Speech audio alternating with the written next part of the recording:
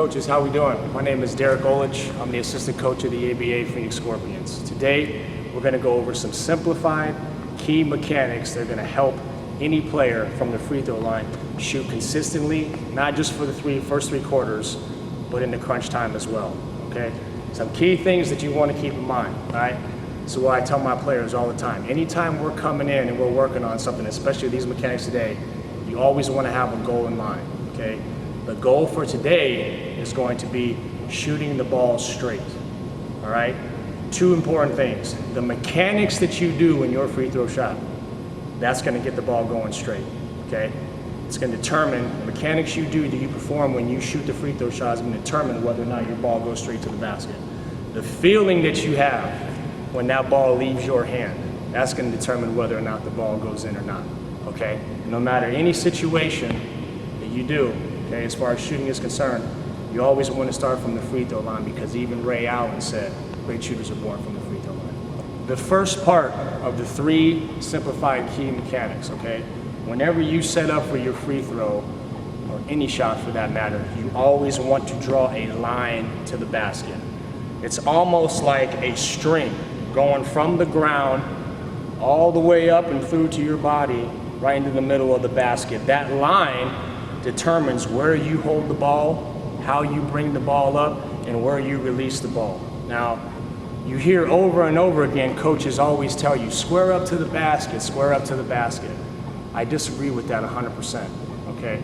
I feel as though, and I'm gonna show you, if I was to be perfectly square to the basket with my shoulders square, this is how I would be right here, okay? So if I'm gonna draw a line to the basket, being perfectly square, the line straight on would be right through the center of my body if I'm perfectly square, okay? What that looks like is, if I'm square here, and I got the line going perfectly straight through my body, now I would have to bring the ball all the way in the middle of my body here, which keeps my elbow bent, right? Not straight to the basket, the release won't be straight, or you would have to even do something like on the side of your body here, with the ball on the side of your head, right? And anytime it's on the side of your head and not in front, okay, it's less control that way, right? It's tougher to judge distance. So when I say draw a line to the basket, I always like to turn to the side a little bit.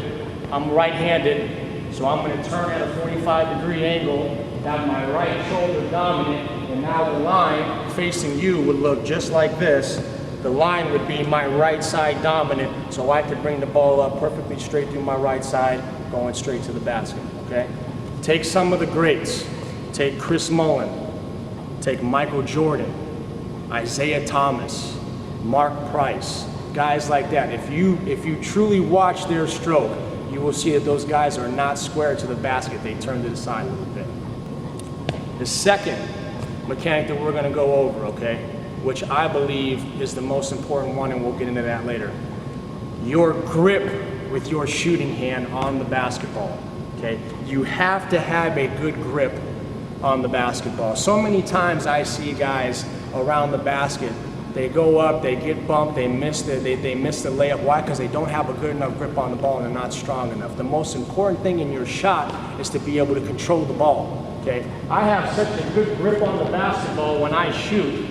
My hand is actually curling at the end here, and all I'm trying to do is control where my basketball is going. I don't even need my left hand on the basketball because of the grip and the control I have on it with my right hand, right? No matter what shot you shoot, whether it be coming off a screen, off the dribble, fading away, if you barely have your hand on the basketball, especially in a clutch situation when it's pressure and things are on the line, you're not going to be able to control the ball. If you were a quarterback and you wanted to throw a 50-yard pass and you wanted the pass to be accurate, right?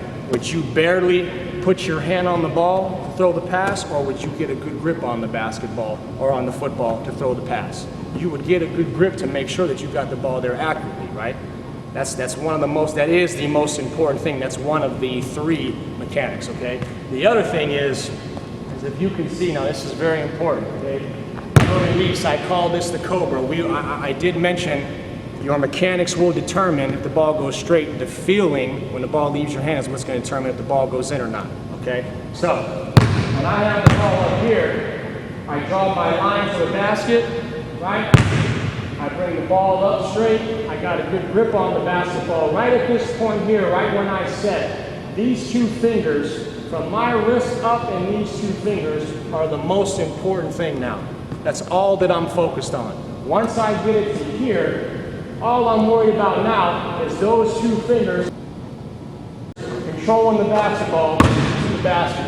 Okay? So when I mention feeling of the ball leaving your hand, what I'm saying is it's almost like a pitcher throwing a fastball with his two fingers. The feeling is that ball leaving the finger pad off of those two fingers, pointed straight at the basket with your line. The ball will go straight. The feeling is right. The ball goes in. Okay, so now after going over those three mechanics, I'm going to show you what it looks like two-handed, regular game motion. I'll talk you through it as I go. First thing I do, referee gives me the ball. I draw a line to the basket. I'm turned to the side, approximately 45-degree angle. Right side, right shoulder down. Okay. Boom, I get my grip on the basketball. I bring the ball up straight, follow through straight, the ball goes straight.